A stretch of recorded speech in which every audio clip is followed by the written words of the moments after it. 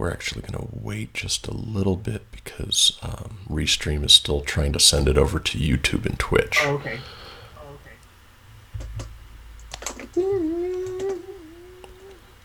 We're on Facebook, though. Oh, there you go. Facebook Live.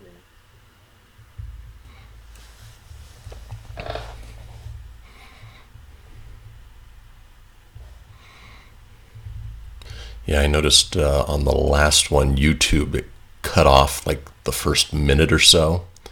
Oh, we're online on Twitch. Going live.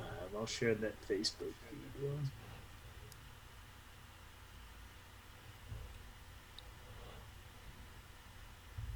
I'd hope if I didn't go to my page for that. The show will begin shortly. Bad Boys for Life.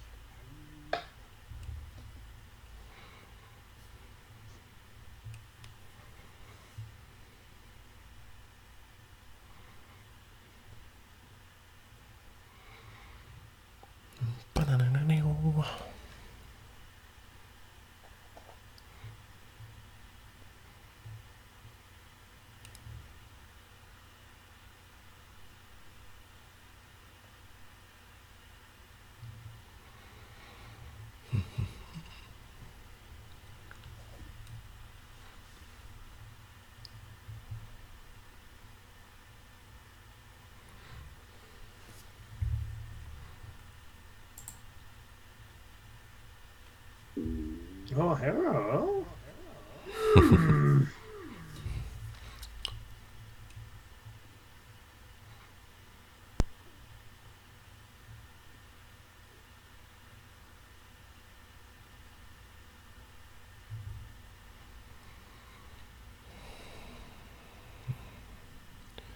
YouTube is still trying to connect. The show will begin shortly.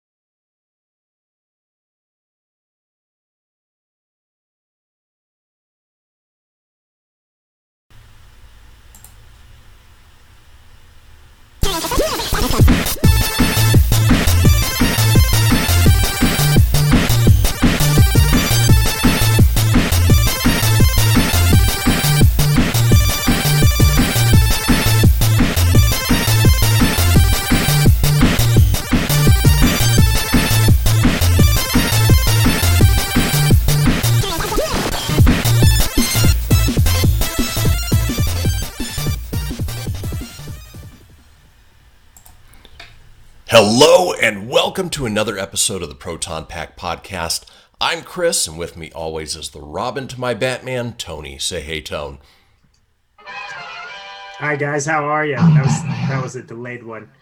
Episode 36. Here we go. Our second week of live recording here. So give this a shot. We got some good feedback from last week's episode. So trying a few of those suggestions this week. So you're not going to see a TV running in the background, and hopefully the picture and audio will come out good this week. We shall see. Yeah, as far as I can tell, at least your picture and audio is looking great. Sounds great. Mine is slightly delayed for some reason. Not sure what that is. So that's okay. Mine is too. I can see like your live camera. Like my live camera is a little delayed too, but I'm trying not to look at that so much. Yeah. And again, it's all part of figuring out the technologies and the right settings and getting it to a point where it'll be dialed in. But, we're a little bit better than last week. Next week will be a little bit better than this week. You can see we've changed the layout a little bit, and that way the stories that we're talking about will pop up bigger and better, and you can see us a little more clearly, even though I'm slightly delayed, which is bugging the crap out of me right now. Oh well. Well, in any case, we will go ahead and kick things off the way we do every week with our own personal shameless plugs. Shameless plug time. Citizen, these hills that Juan Valdez and his trusty goat gather coffee beans every morning. Yeah.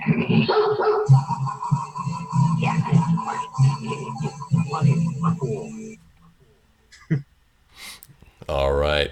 First shameless plug is my nonprofit, Rough Riders. We are a dog rescue nonprofit based out of Reno here. We go down not only to the rural areas here in Nevada, obviously there's a lot of open space, but we also go up and down the West Coast, pulling dogs from kill shelters, bringing them back up, finding them places to live, giving them a second chance at life. We've got some great program initiatives. We're raising money right now for a fleet of transport vehicles. Our goal is $75,000, and we've got some great sponsors already, like Tito's Handmade Vodka, who has contributed a $10,000 donation match. So the next $10,000 we raise, they will match that, which is awesome. That's incredibly huge, man. It's always good to hear that. Yeah.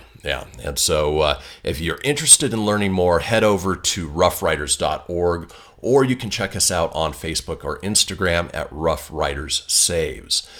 For Tony's shameless plug, he does another segment on another pop culture show with our good friend Jimmy Jones. And go ahead and tell us a little bit more about that, Tony. So you can check out Pop Culture Kaboom, hosted by Jimmy Jones. It airs every Sunday night from 7 to 9 p.m. Pacific time, and that you can listen to that on 95.1 FM, KNVC, Carson City Community Radio, if you're in the Nevada area, or you can live stream it wherever you're at knvc.org and click the little listen live link. And Jimmy talks everything pop culture, from comic books, toys, Comic-Cons, things of that nature. He also discusses TV and movies, and I participate in the movie segment, which usually airs at about 7:05. Started out that as just a fun way to harken back to the eras that we grew up, the 80s and 90s, selling t-shirts with logos inspired by that period in time. I've been in the background changing things around, and at least we'll give you guys a little more information. So Totally Rad 1981 is now going to become a Twitch channel, Twitch stream, and I'll be going through playing classic NES games, SNES, as soon as the Genesis Mini comes out, be playing those, and looking to do just an hour a week, connect with some people on Twitch who love classic gaming. And then on there, we will have, of course, the Totally Rad 1981 apparel as well.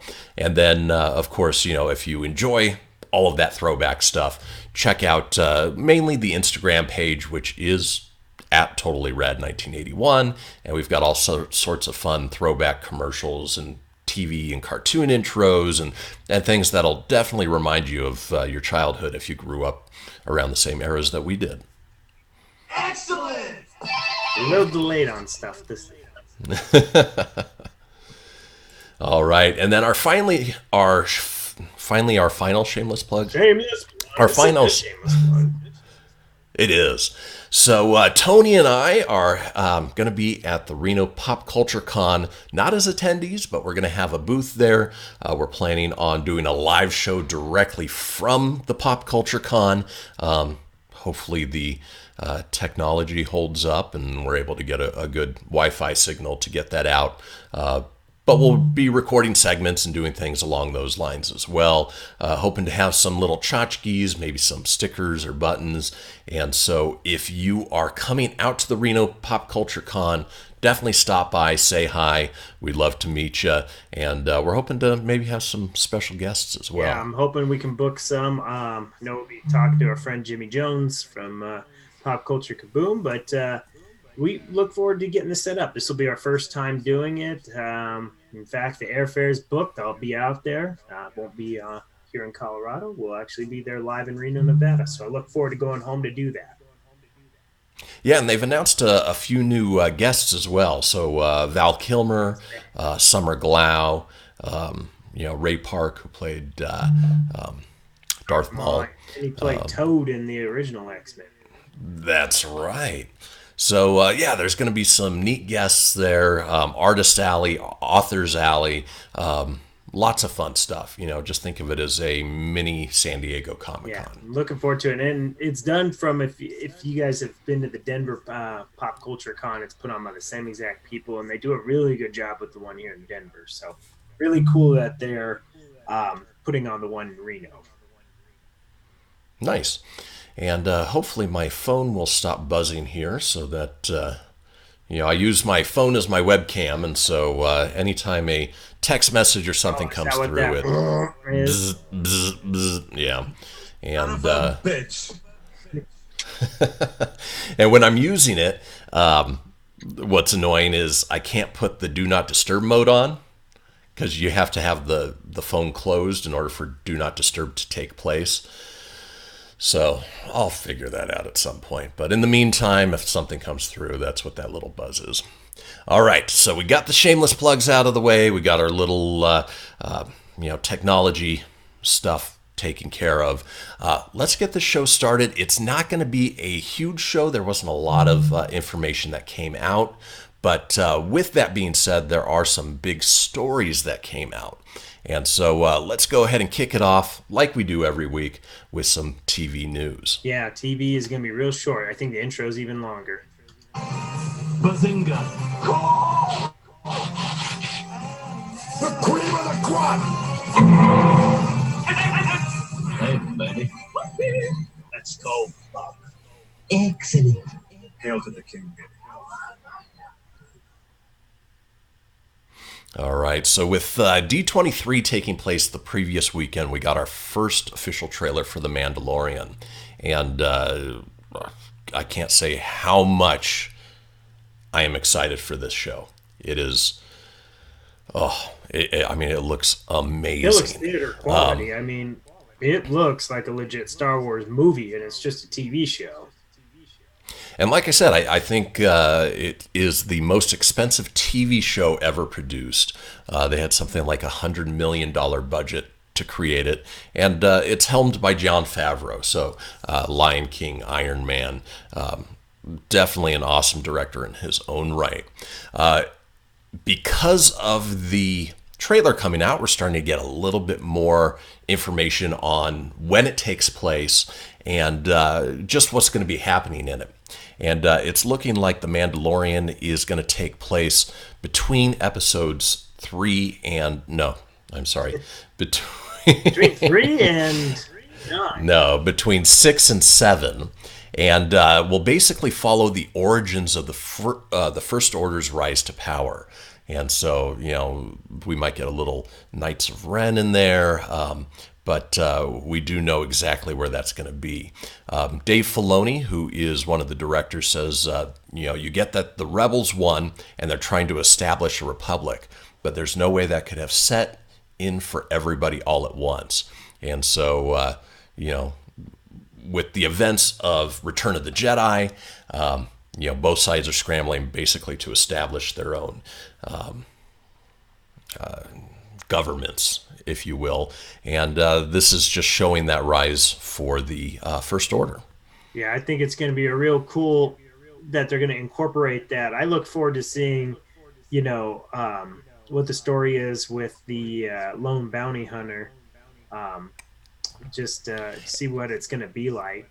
I mean, it looks cool. And the actor who plays him, Pedro Pascal, who you'll know from Narcos or The Golden Circle, Kingsman Golden Circle, he plays that lone bounty hunter, and he came out and said that he is not Boba Fett, which that was a little bit of speculation. But my question is, are we ever going to see his face, or are they basically keeping the mask on the entire time, which is sort of rare in movies and TV show, because obviously if you have a big actor, they try to show their face as much as possible. Just look at Judge Dredd. Ugh. The Sylvester Stallone one. Okay, I was going to say, which one, the reboot or the Stallone one? Yeah. And of course, with the technology, I forgot to switch that image over so we could see what's going on. Oh, I like it. Yeah. So, and that comes out right away. So November 12th, as soon as Disney Plus launches, you will get The Mandalorian. I don't know about you, Tone, but I signed up for the D23 membership. I got the promo code, and then I realized one day too late that I wasn't able to get the discount price, the $4 per month. Oh, did you do it late? I did it one day too late. Well, guess what? I haven't done it yet, so I'm in the same boat you are. Right. But at the same time, I'm still gonna get it. I don't care if I'm paying $7 versus $4. $6.99 a month. I mean, it's still paying for it. Well worth it. What I might do, it's weird because I get Hulu for free with my Spotify. So I mean, I don't know if I'll do the $12.99 with the ESPN Plus, but I have ESPN Plus. I've got Hulu with my Spotify as well, so I'm probably just going to pick up Disney Plus on its own. Not a bad way to go with all that either. So no. So as we mentioned, there's not a lot of stories, and actually that was our only TV story. So now we're just gonna roll right in. Not even the movies yet. We're gonna bust right in to the weekend box office report. And here we go.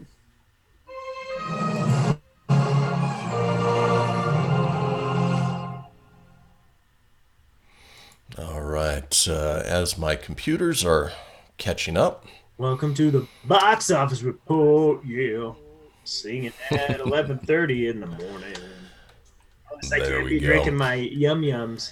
Today's episode is not sponsored by Kirkland Signature Water. Well, to be fair, you do have to work, so no alcohol on this episode. Nope.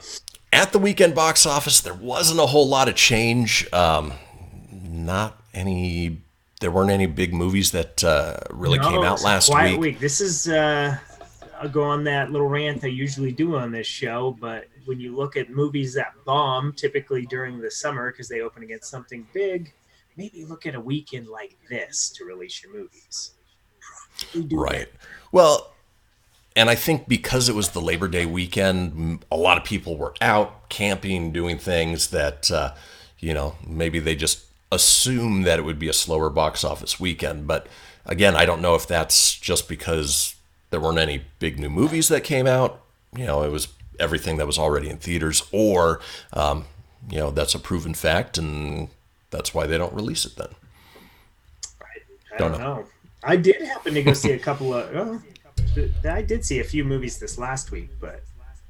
Did you? Well, as we come across... on last episode, so... No, we didn't.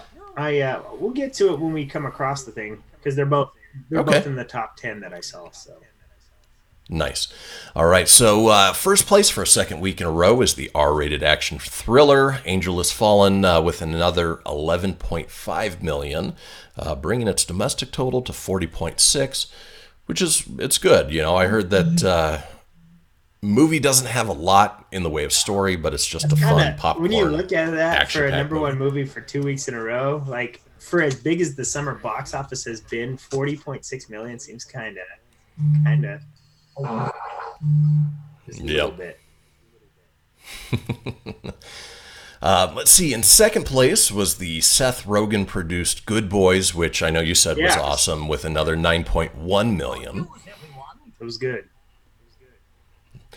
In third place, we had The Lion King with 6.7. Worldwide total, $1.56 billion. No signs of slowing down there. And then, of course, once it gets a home release, it'll be well over the $2 billion. No, it was great. I did finally see The Lion King, and it wasn't that bad. It was it's just there. I think if you grew up watching the cartoon version, to me that's a lot better. But the live action's pretty spot on. There's a few differences. But overall, I mean, if you're going to take your kiddos there, it's a great time. You know what to expect. Someone asked me, they're like, well, were you sad? Wasn't it a sad movie? And spoiler alert if you've never seen The Lion King, but Mufasa dies, so and it wasn't sad. They just, I don't know. Like I felt like Scar was a lot more evil looking lion in the cartoon than this. He looked like a haggard, like hobo lion that had been hit. If a lion could drink hooch or something, and just done a couple of rounds of meth. And just, Uncle Scar was just haggard, and I don't know. Good movie, though. So I would recommend seeing it. I mean, it was good. Well, I heard that this one was successful just due to the fact that it followed the original pretty darn close, as opposed to, Dumbo that came out some months back that departed and was weird, and people didn't like it for that reason. Wow. All right. In fourth place was Fast and Furious Presents Hobbs and Shaw with another 6.2 million. It's doing well.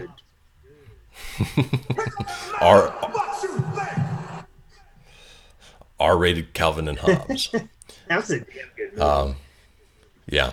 And it's doing well enough that there's no doubt that we're going to get a sequel to that. Fifth place, faith-based drama Overcomer. No clue what that is. Nope. Just like James. James and I agree. Yep. All right. Sixth place was the R-rated horror thriller Ready or Not with 5.6 million. Was that one of the ones you saw this weekend? Oh, I want to see that. That thing's going to be on Redbox and streaming faster than you can say Chewbacca. Yeah. I know. Chewbacca's the first button I saw when I said that. It looks good. I thought the girl was played by. I thought Margot Robbie was in it, but her. So nope. Different girl. The reviews it's getting are really good. Horror movies that come out nowadays, either people really like them, critic-wise, or they hate them. And this one's getting good reviews from both critics and people watching. Yeah. I'd look forward to. I'll see it, I'm sure, but I don't know if it'll be in the theaters. Okay. Seventh place, we had Scary Stories to Tell in the Dark with 5 million. I know you saw that already and enjoyed it. Probably a good PG-13 that was the one horror I saw. I talked movie about it before the podcast, but yeah, that was a good hard PG-13. Wasn't the R-rated, but it was still enough to creep you out. And of course, if you have a fear of spiders, woo, buddy, there's that scene. Yep. So, yeah, you definitely talked about that on the last episode. Yeah, definitely a good movie, but also you could probably get away with just Redboxing it and checking that out on Reno. I don't think you have to go to a theater to see it. Yeah. In eighth place is a movie that fell off the top 10 and came back in, Spider-Man Far From Home with 4.2 million. Okay.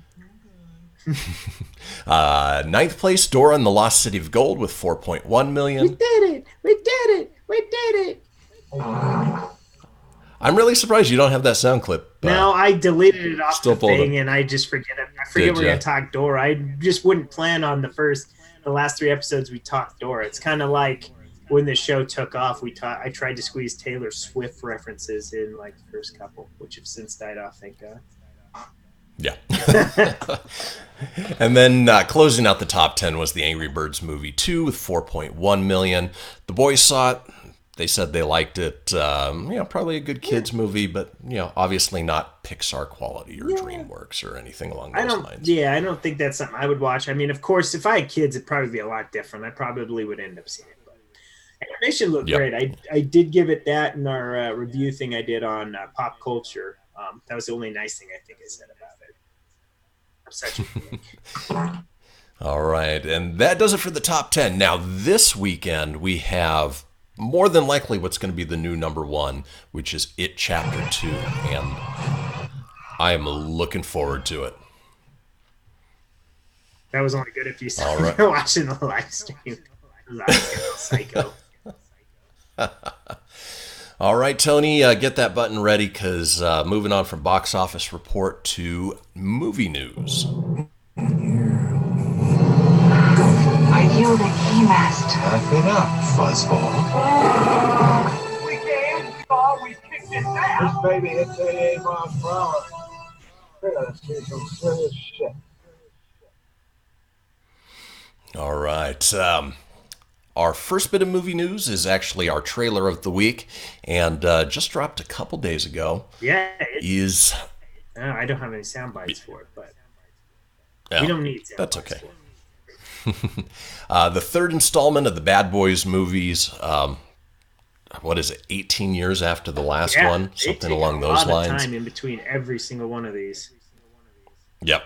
We've got Will Smith and Martin Lawrence coming back to reprise their roles, and we got our first official trailer for the movie that comes out in January of next year. I was surprised it was coming out in January. That was a really big surprise. I thought it was going to be a summer movie, but I'll take it. I'm right there with you. It's funny because February has been like the new hot spot to put movies in, and it's sort of looking like January's crossing over a little bit for that. Yeah, I like it. When after I saw when it was when the trailer had rolled and stuff, and it said that, I was like, no. Hey, well, that's a good call on their part, especially because I think people from our generation, from the 90s and stuff. Obviously, we're big fans of the movies. I don't know if today's generation would know what Bad Boys is. They're like, oh, what's Bad Boys for Life? We'll go watch Bad Boys and Bad Boys 2. I'm really looking forward to it. And Will Smith looks like he doesn't freaking age, man. Right. Unfortunately, Martin Lawrence can't say the same. He looks like he's eaten a few. I was telling my friend that I had shown her the trailer, and she got all excited about Will. But I was like, yeah, but poor Martin, he got a little cushy. Exactly. And Joey Pants is looking old. Yeah, but I'm glad he's still the chief. It's funny that they're talking retirement when their chief hasn't even retired yet. Right. Did you watch the Red Band trailer? Mm-hmm. Yeah. Yeah, I did. It looks good, and it's definitely a hard R, so there's going to be a lot of mother cussing that's not going to be censored like this show. Did you post it on our Facebook page? Yeah, you can check the trailer out now. That dropped unexpectedly yesterday, so I'm excited for it. I can't wait. I really love the other two Bad Boy movies. I don't like the title of it. I think Bad Boys for Life sucks. I would have just called it Bad Boys 3. Good. Yeah.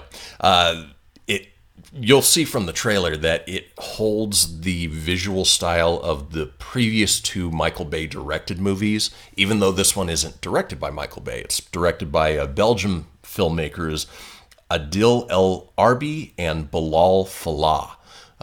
Have no idea what they've directed before, but they definitely tried to stick close to those, those 360 low angle Michael Bay shots with the sunset in the background and very colorful. And I think fans of the first two movies will appreciate that they didn't go with a huge departure. Absolutely. Is he producing it, or is it Jerry Bruckheimer?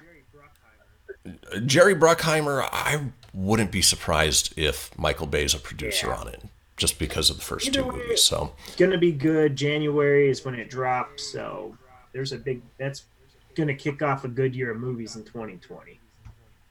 It definitely will. And then just as a friendly reminder, any of the stories we're talking about, any of the trailers, anything that we're mentioning here, Tony has gone and put up onto our Facebook page, so you can see that, facebook.com/Proton Pack Podcast. And then we've got some fun stuff on our Instagram as well, Proton Pack Podcast there as well. Follow, share, like, support. There's another shameless plug we just squeezed in there for our own show. That's good. Yeah.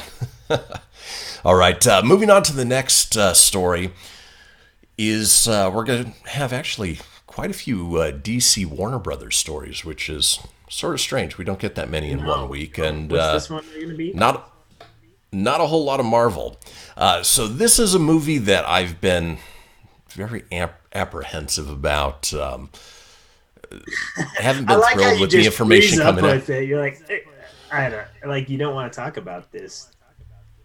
I know. But with all of that being said, we're talking Joker, directed by Todd Phillips, starring Joaquin Phoenix. And they actually just debuted the movie over at the Venice Film Festival. Which film festival was it? Yeah. Venice Film Festival. Critics had a chance. Reviews. Yeah. Apparently, it got an 8-minute standing ovation. Critics are already giving it rave reviews, an 88% fresh rating.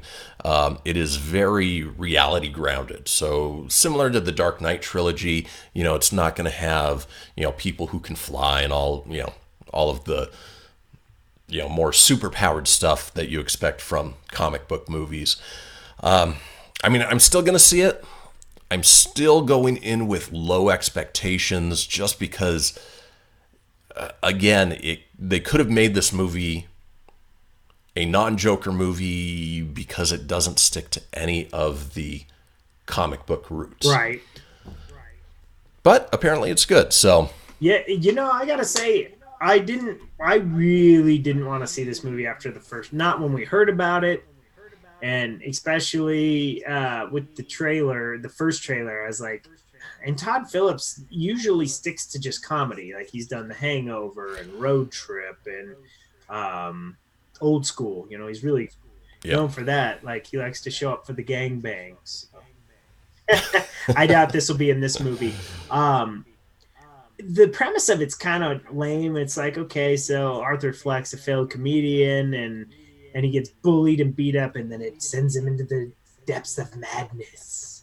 But after watching the second trailer, I'm a little more intrigued. And the fact that it's getting good reviews, I'm not going to let that fool me, because I did that with The Witch, and that's always scarred me. Yep. Everyone's like, The Witch is the greatest horror movie ever made.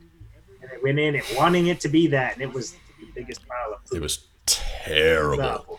I don't think the Joker might not be that bad, but I agree with you. Should we have called it the Joker? You probably could have done its own standalone.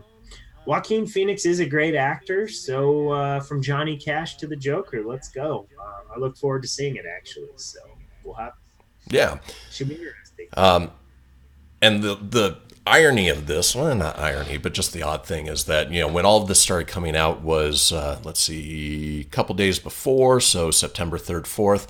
This movie doesn't even come out for another month. So you got to wait till October 4th in order to see it. Yeah, that's why I was like, man, they're really trying to get this thing reviewed quick. Yep.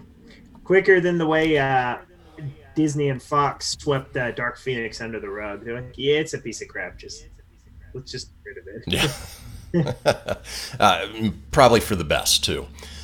All right. The next bit of DC news is another movie that, again, very apprehensive about.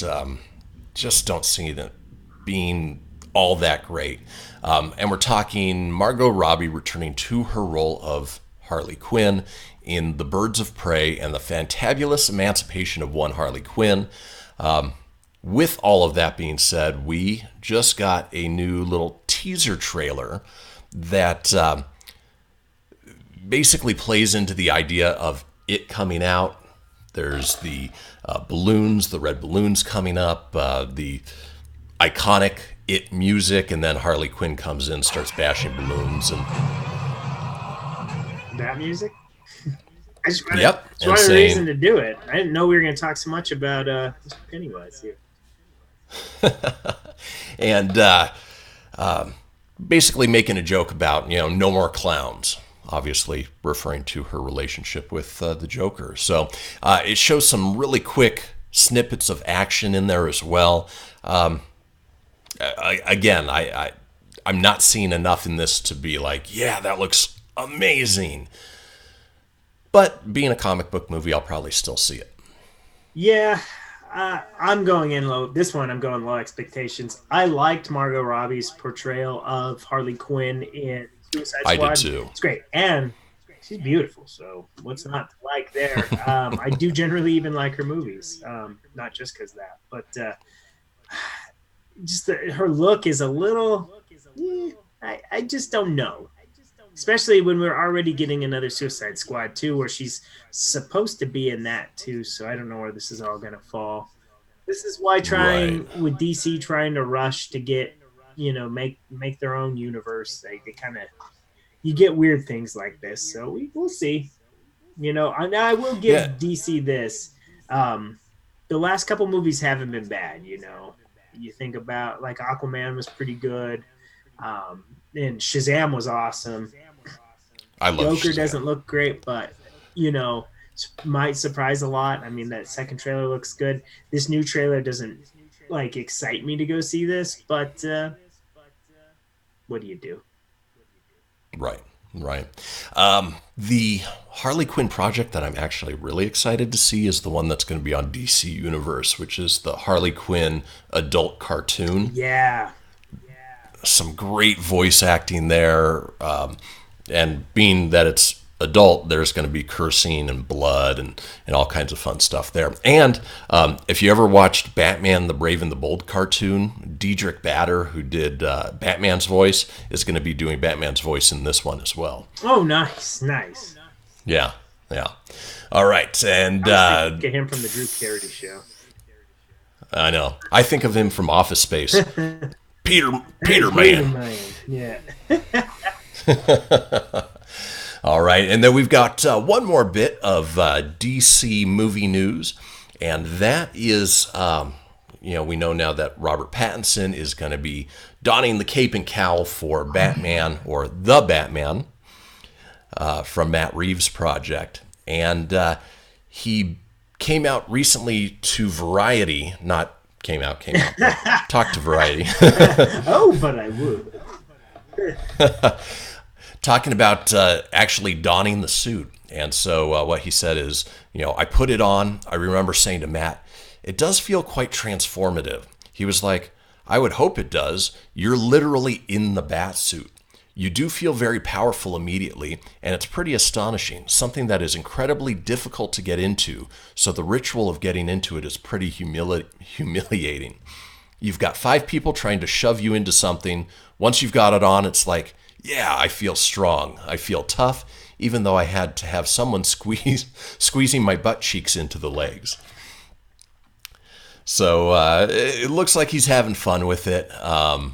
I'm looking forward to this project. Matt Reeves has already said that this version of Batman is taking a Detective Comics type vibe, sort of a noir, true detective story, as opposed to, the campy Joel Schumacher, just pure action and camp. Yeah, no Batman nipples. So, yep, no bat nipples.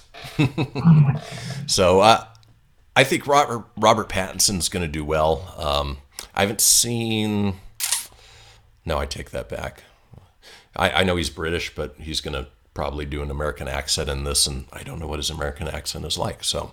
Yeah, as long as they don't bring Kristen Stewart in, I'm okay. Yeah.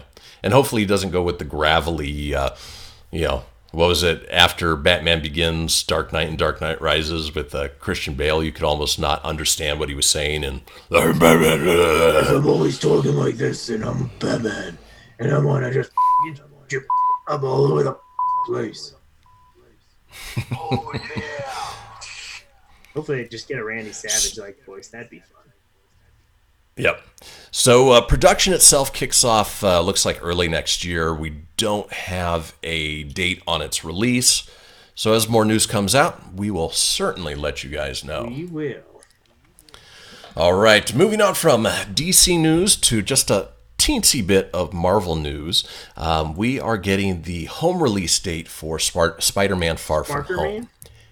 SpiderMan. Hey, SpiderMan! That's what he's going to have to now be known in the MCU. When they say Spider-Man, they'll just have to. Ooh. I saw somebody put up, like, as if it was an official announcement from Marvel, coming soon, Black Monkey. Oh, that's because that's what they call him in the movie, so that way they can keep him in the universe. That's the only way you can do it now, unfortunately. Yep. Is there still no news on that Spider-Man drama, by the way? And I hate to say it. No, and as the nerd world turns, that'll be the new one. And everything I'm seeing is, things have fallen through and what's done is done. And then other things pop up. Oh, negotiations are still ongoing. So until we've got anything set in stone, it may not even be worth reporting on it. When we have something concrete. We all hope that they can get it resolved. But if not, I think even Tom Holland's under contract, so he has no choice but to say the right words. Sony they'll do fine. They'll do fine. He has no choice to say that. Yeah. Because he's contracted to say it. So. Yeah, 2 more movies at least with the Sony side of Spider-Man. So I'm excited. They'll still be good movies. It just sucks that it won't be tied. That's all. Yep. But if you still want to see Spider-Man as part of the Marvel Cinematic Universe in your home theater, you will be able to get Spider-Man Far From Home on digital September 17th, so 12 days from now. Or if you are just waiting for that physical DVD, Blu-ray, 4K, disc itself, you got to wait almost a half a month till October 1st. Yeah, it looks good. And then I guess like the box art on here that we shared on our Facebook page, it says one of the quotes under critic quote down at the bottom, it says, "No in-game for Spidey. He's flying higher than ever." Well, apparently they're going to remove that beforehand because they don't want to make an in-game reference. Yeah. Quick question, because I rarely buy physical discs anymore. Do they make it so that if you pre-order the physical disc, you can actually download the digital version early? No, you have to wait for the disc to come because the code's inside the disc. That's a bummer. Yeah, I don't know. I quit buying physical movies except for the Marvel ones. Those are the only ones I buy, but then I upload it to the Vudu thing, and then it's just kind of there. I think digital is such the easiest way to go because you look and you have all these movies, and physical disc just takes up a lot of space. Yeah. But some people are collectors, and I figured thing. I had them all. I had the whole MCU universe. I might as well just keep going. Right. All right. Well, that does it for movie news. We're going to go ahead and head on into our last segment. You guys have hung out this long. Great job. Yep, and it's actually a handful of stories, and we're talking about video game news. Hey man, you want to play some video games?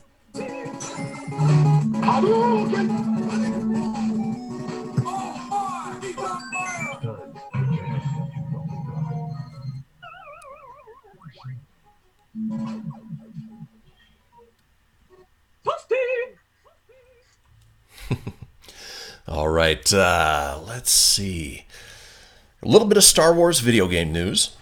If you were a fan of the old Jedi Knight series, Jedi Knight 1 and 2, good news is that they are being re-released to the consoles. So Jedi Knight Outcast and then Jedi Knight Jedi Academy. Let's go ahead and switch that picture over so people watching can see what we're talking about, sort of.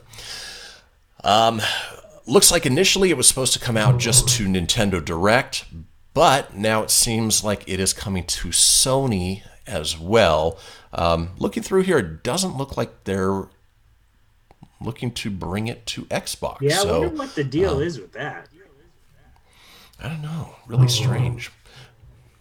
But these were sort of the precursors to the Force Unleashed series, which were fantastic games. And obviously, when you played them, the graphics were amazing at that time. Now you go back and they're a little polygonal and weird, but the gameplay was fun, and definitely a series that I enjoyed playing back in the day. Right. But, for me, just not having enough time to play most video games in general, I probably won't pick this up. I am looking forward to the new Jedi game that's coming out. So if I pick it, I actually ordered that on Amazon. That one's out in November. Let's see. Got it here. Star Wars Jedi Fallen Order drops November 15th. You can pre-order it now on Amazon. We're not sponsored by them, but I'll give them a shout out anyways. For $50. So you can save $10 by pre-ordering it now. And I think it comes with a bonus, but I'm not sure. You can also pre-order Marvel's Avengers right now. Oh, really? It's not out until May 15th, 2020, but you save $10 if you do it now. So, All right. I've been getting my games a lot through Prime, only because you get the free shipping, and typically you get them.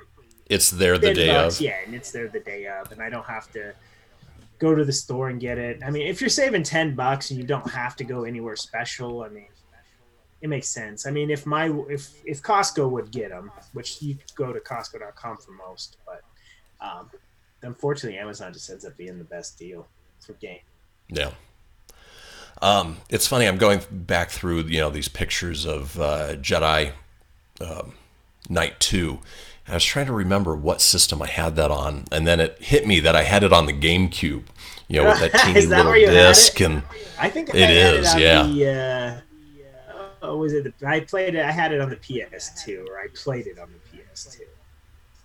Okay, yeah, I didn't own a PS2. I had the 1, and I have the 4 now, but I went Xbox shortly after the first PlayStation, so. Haven't switched back. All right. Speaking of things that are coming to Nintendo specifically, at the September 4th Nintendo Direct, there was a number of announcements, which we'll run through here. We'll dive a little bit deeper into a few of them. But, we've got some big Nintendo. Oh, very cool. So, Nintendo announced that there are a number of Super Nintendo games coming to the Nintendo Switch, which we'll dive into a little bit deeper here. Not here, but in a little bit. And then a new Super Smash Bros. Ultimate DLC character update, which we'll also hit here in a little bit. Aside from those, Overwatch is coming to Nintendo Switch, so all of you fans... You say? Yep. All of you fans of Overwatch that want to take the game on the go, now you can. Kind of weird to re-release something like that. That's kind of dated now. It is, but it still has a huge following. I mean, e-leagues are still playing it. But the biggest thing here is that again, you can take it on the go. I hear it's a great game. I've actually never played it. My boys have it. They played it for a little while, but. Other than that, I think they're on Cuphead right now. So, I just don't have time for these, big time-consuming games. No, I hear you. Looks like Nintendo Switch is also getting Xenoblade Chronicles Definitive Edition. I never played any of the Xenoblade games. I hear great things about them. It was first released on the Wii back in 2011, but has a good following as well. I mean, it's funny, we're covering video game stuff. We're talking about games we've never played. So, right. Speaking of which, Animal Crossing, which I know you said you only played to go in and play the old classic games. My old roommate Andrew Nixon back in it was a long time ago. I think 2000 was after we graduated and had a place, and he had was it a GameCube? Was that out then? I don't know if it was a game. I think it was. Was the GameCube out then? I don't remember. Probably. Yeah, it was. Yeah, it was. So anyways, he had Animal Crossing, and you could find little rooms, and you could play old school Nintendo games. So I thought that was cool. But I have no desire to play this, so not for me. So what you're saying is move on. Yeah. Well, I mean, it's good for, I think there's a lot of people that love Animal Crossing, though, so I'm not knocking anybody that loves it. That's just personally, I'm not into it, but it's got a hell of a following. I know a lot of people that grew up on the Animal Crossing, the first one, and so forth. So if you're looking forward to that, that's still coming out in March of 2020. So that they showed a little more at the Nintendo Direct yesterday. All right. The next one, as I'm reading through, is almost like non-news. So it says new Pokemon Sword and Shield features, which obviously there's a huge Pokemon following. Well, those new features are a new camp functionality, which I have no idea what that is, and the ability to cook different types of curry rice. Yeah, that's what I want to get Pokemon for. Oh, sorry, you battle over here. I'm cooking rice. Curry rice. Oh, gotta make that curry rice. I don't have time to battle you. Yeah. All right, there is a new original game coming to the Switch called Deadly Premonition 2, which looks like to be a survival adventure, maybe a little bit of a horror game, which is sort of rare on a Nintendo system. Hello, it's Deadly Premonition 2. There's a new game called, and it's apparently out now, Super Kirby Clash, which is a free-to-start 4-player quest game for loot. My guess is it's in-app purchases that you have to do, but any Nintendo game, Kirby, is going to be fun. I downloaded that for the Switch this morning. I didn't play it yet, but it's free, so I'll try it. I don't know how much time I'll devote to it, but free's free. Exactly. We're going to talk Luigi's Mansion 3 here in just a sec. There's some new ports, remasters that were announced. You've got the return of Obra Dinn. Oh, I love that game. Are you kidding me?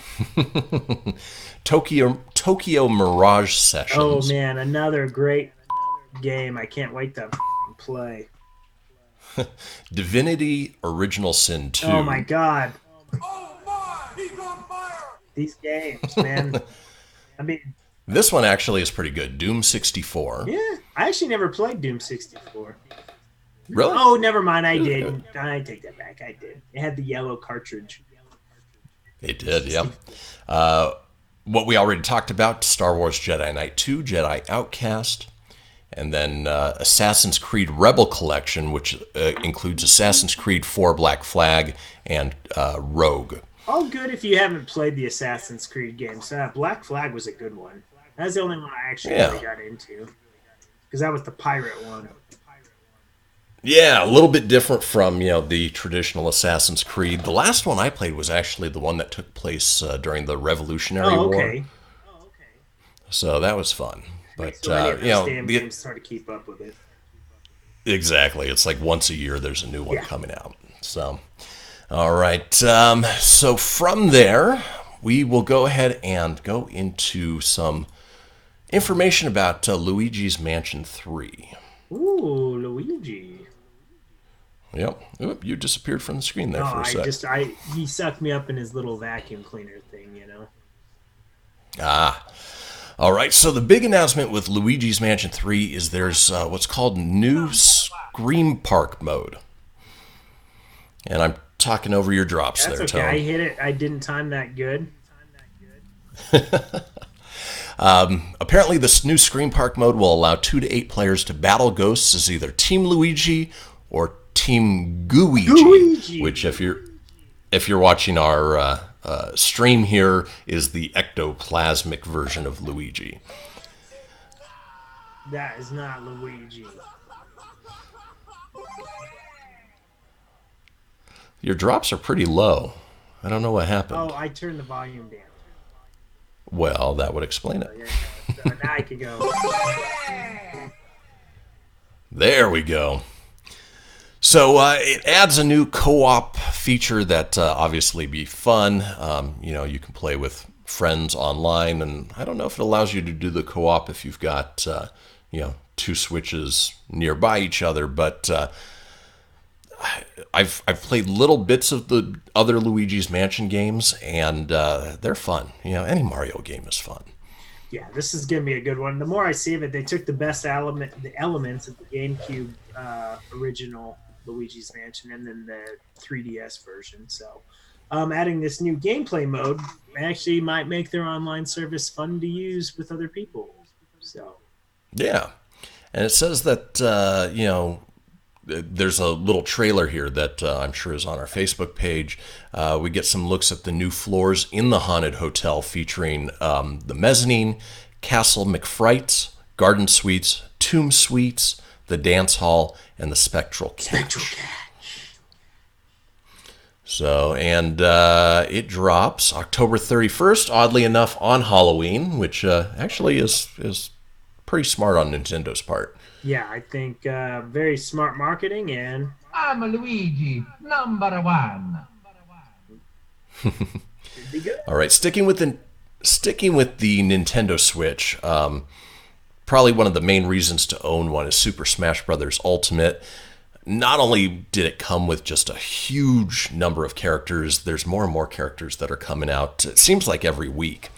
And so the next confirmed character is Terry Bogard, which if you don't recognize the name, you can head over to our Facebook page, you can check the stream, but he's the blonde ponytailed fighter from Fatal Fury, which was a fun button smasher game from SNK back in the day. yeah, that was really cool that they got another crossover. I mean, this week Banjo-Kazooie was the downloadable character that just released.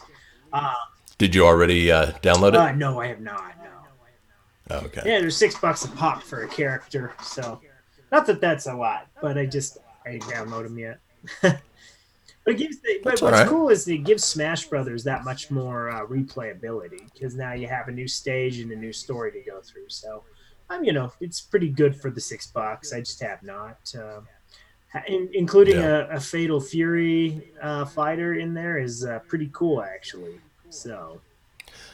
Now, are you able to download DLCs as like packages? Yeah. So instead of paying $6, you can pay 15, 20, 10, whatever it is to get more characters? $24.99 and gets you the first 5 characters. So you save $6 by doing it. Okay. All right. If you're going to do it anyway, that's the way to do it, right? Yeah. Right now you could get the Joker, not DC Joker, but just some character named Joker. I don't know what he's from. Right. If you want the DLC Joker from Mortal Kombat, you got to wait on that one. Yeah. And then there's the Hero, which is some Dragon Quest character. He's available, and now Banjo-Kazooie's available, and then Terry's out in November, and then they haven't announced the 5th one. So they did announce, though, like after these 5, they're going to do another set of characters after. So, because why would they not? They're making hand over fist and money and replayability, then why would you not keep dumping money into the game? Well, and that's the thing. It makes more sense for them to do it that way than release Super Smash Bros. Ultimate 2. Yeah. There's all those a lot characters and then add new ones. Exactly. Yeah. Like I said, they're making way more money doing it this way.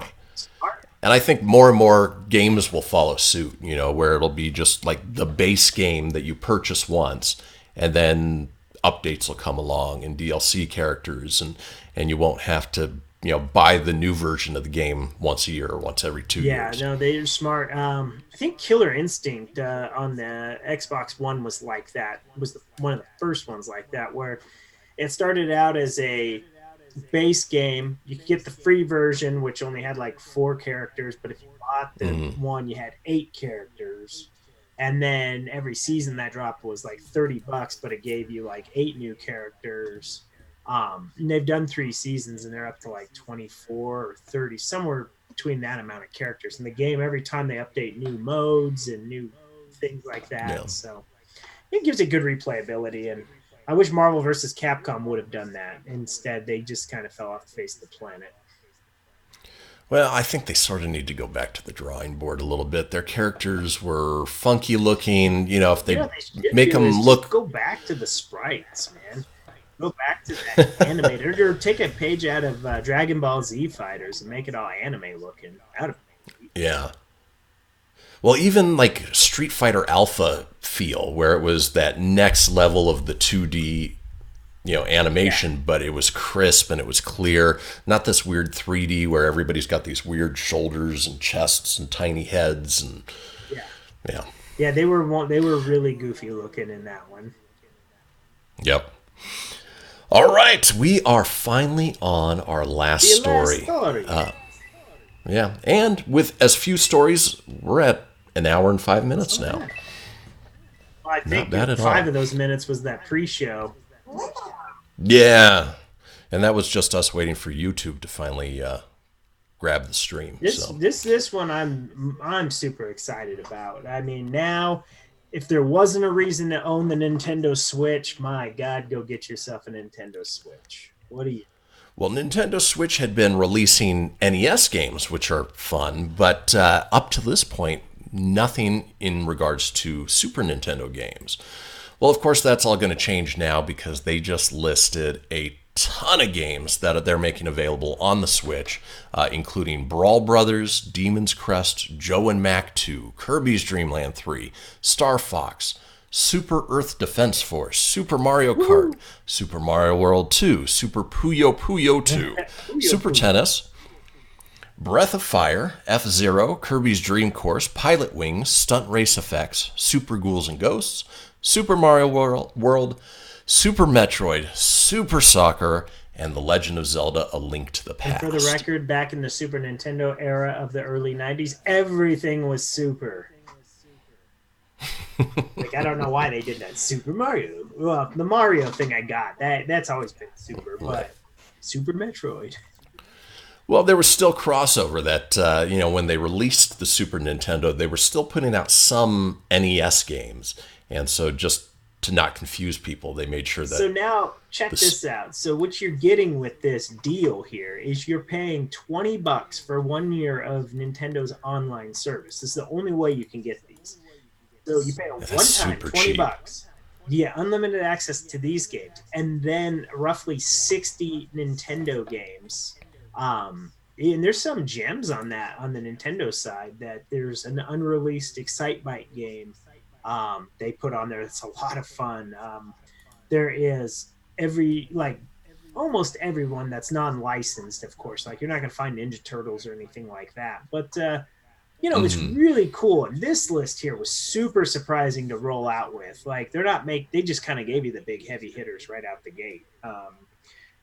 Yeah. I mean, I was surprised maybe like Final Fight wasn't in there. That was a real big game in the beginning. I wasn't expecting no Joe and Mac. I mean, I played the first Joe and Mac, but I didn't never play the second one. But you get the heavy hitters we grew up with, like F-Zero, Mario Kart, Star Fox. Pilot Wings was a lot of fun. It was a great game.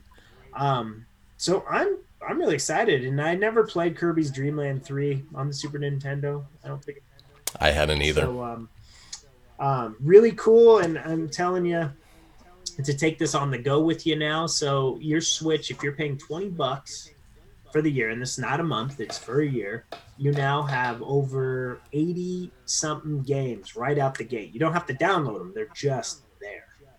So you just open up the little app, and all the games are just in there. And I'm thinking that means that's probably the end of the classic Nintendo games. I don't think what they were doing was releasing like 3 a month. Okay. I doubt you're going to see any more of the classic Nintendo. I think they'll probably just be shelling out the Super Nintendo at this point. But considering that you paid so much for the NES Mini Classic or the Super Nintendo Mini Classic, I mean, a lot of these games even on this list, I don't think we're on even the classic SNES out the gate. So No, not unless you've got the super super secret secret editions, modified one. And another cool thing that they're releasing too, if you are an online member, it's the only way you can get it. You can get a vintage classic Super Nintendo controller that's Bluetooth, and you can play these games wirelessly. Kind of like the NES ones, you had those. Now you can get the Super Nintendo version. It's $29.99. You can order it now, and right now, if you're listening to this, these are available now. Like these are not coming in the next couple months. It's just You sign up and you got them. I mean, obviously, today is September 5th, and as we record this 12:16 p.m., it's not on there yet. I tried beforehand because I wanted to play me some Super Nintendo before work, but that's not happening today. All right. Well, that was a good show. A great show.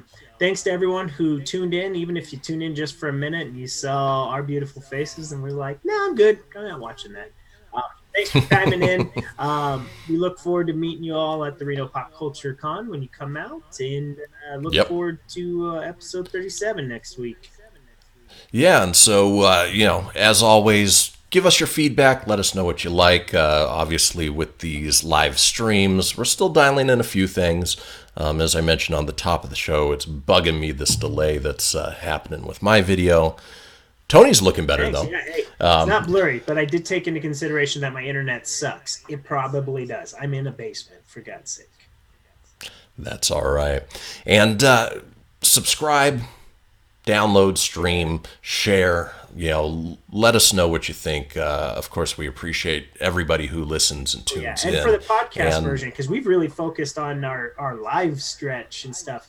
So if you're still on here too, remember if you're not listening or if you're not watching us, you're listening to us on Google Podcasts, Stitcher, Spotify, Apple Podcast, and anywhere you get your podcasts, you'll find us. Yep. All right. Until next week, we will see you guys then. Later. That's it, man. Game over, man. It's game over. Woo! Mommy, where's Fluffy? Goodbye.